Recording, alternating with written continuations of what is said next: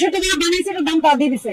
আপনি 270 টাকার ওষুধ কি 900 টাকা বিক্রি করতে পারেন কিনা? না পারি না এখন কিন্তু আপনি করেছেন বিক্রি। হ্যাঁ করেছেন কিনা? করেছি করেছেন। 900 টাকা বিক্রি করেছেন তো?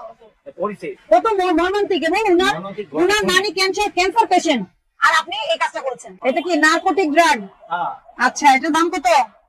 এর দাম তো ম্যাডাম নারকোটিক তো অনেক টাকা আমাদের লাইসেন্সের বিপরীতে করতে নেই, অর্ডার করতে নেই, আর টাকা তো তারাই বডিতে প্রাইস কত লেখা আছে? একটু লেখা আছে দেখেন। আপনাকে আমি বলেছি এই ওষুধটার দাম কত লেখা আছে। ওটা গায়ে লেখা। হ্যাঁ, আপনি জানেন না? আপনি জানেন কি জানেন না? আপনি কত টাকা চাইছেন? 300 টাকা দিয়ে। 300 টাকা চেয়েছেন আমাদের স্টাফের কাছে। আচ্ছা, আপনি এই প্রেসক্রিপশন ছাড়া ওষুধ বিক্রি করবেন না, এটা সঠিক, এটা সমস্যা না। কিন্তু এটা বডি প্রাইস 270 টাকা, আপনি 300 টাকা কেন চেয়েছেন? এখন দেখেন নারকোটিকের যে ব্যাপারটা এটা তো সবাই জানে, আমার লাইসেন্সও আছে দেখেন। লাইসেন্স থাকলে কি আপনি বডি প্রাইসের চেয়ে বেশি বেচতে পারবেন কিনা? না এটা আইনে আছে কিনা আপনি আমাকে বলেন। এটা ঠিক আছে ম্যাডাম। আপনার বিরুদ্ধে অভিযোগ আছে, আপনি এই ওষুধ 900 টাকা পর্যন্ত বিক্রি করেছেন। এই যে ভুক্তভোগীর অভিযোগ দায়ের হয়েছে, এই যে আপনার দোকানের ছবি, এবং আপনি এটা বিক্রি করেছেন 900 টাকা দিয়ে বিক্রি করেছেন একজন ক্যান্সার পেশেন্টের কাছে। কবে করেছেন? তারিখটা আমি বলে দিচ্ছি। এটার নাম কি? এমএলএস। এমএলএস, হ্যাঁ, 10 মিলিগ্রাম ওষুধ। ওই ওষুধ শুধু তাদের ফার্মেসিতেই পাওয়া যায় এই এলাকায়। এক বক্স ওষুধ আমার কাছ থেকে 900 টাকা রেখেছে, যার এমআরপি ছিল 270 টাকা। আপনি তো তথ্যের ভিত্তিতে আসছি, আপনি 900 টাকা কিসের ভিত্তিতে বিক্রি করেন এগুলো আমাকে বুঝান, আপনি কেন বিক্রি করেন? ম্যাডাম আমার লাইসেন্সের বিপরীতে বাধা ছাড়াইতে অনেক টাকা লাগে ওদেরকে। সেটা কাকে বলবেন? মানে এটাকে আমার কথা বুঝেন, এটা তো লেখাই আছে নারকোটিক্স, লেখা আছে না? হ্যাঁ, লাইসেন্স আপনি বের করেন। আমি তো আপনাকে বলছি না যে আপনি লাইসেন্স ছাড়া বিক্রি করেছেন। এই ওষুধটা যারা বানাইছে এটার দাম তারা দিয়ে দিছে। আপনি 270 টাকার ওষুধ কি 900 টাকা বিক্রি করতে পারেন কিনা? না পারি না এখন। কিন্তু আপনি করেছেন বিক্রি। হ্যাঁ করেছেন কিনা? করেছি। করেছেন। 900 টাকা বিক্রি করেছেন তো? করেছি। এই ওষুধ কি সবাই বিক্রি করতে পারবে না? না কারা পারবে? যাদের নারকোটিক লাইসেন্স আছে। আপনি লাইসেন্স বের করেন।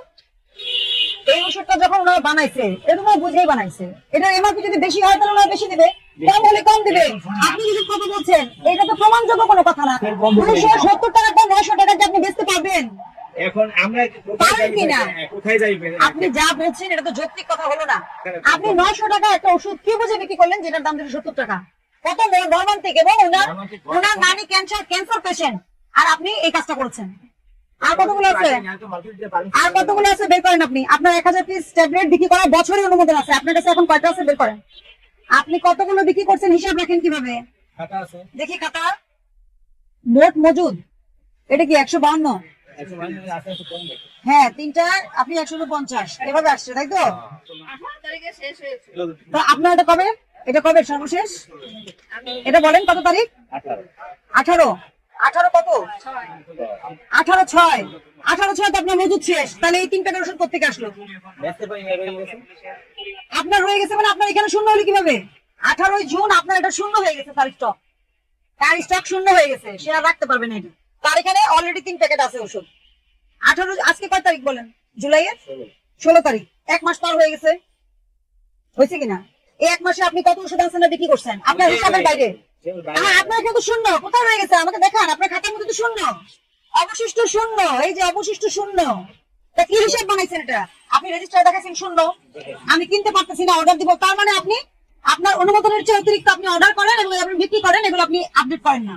নির্ধারিত মূল্যের চেয়ে অতিরিক্ত মূল্যে ওষুধ বিক্রি করলে 50,000 টাকা জরিমানা আছে, 1 বছরের জেল আছে বা উভয় দণ্ড আছে। আপনি কি সজ্ঞানে আর কোনোদিন এই কাজ করবেন কিনা? আমি আপনাকে 20,000 টাকা জরিমানা করলাম, ঠিক আছে? সতর্ক হয়ে যান।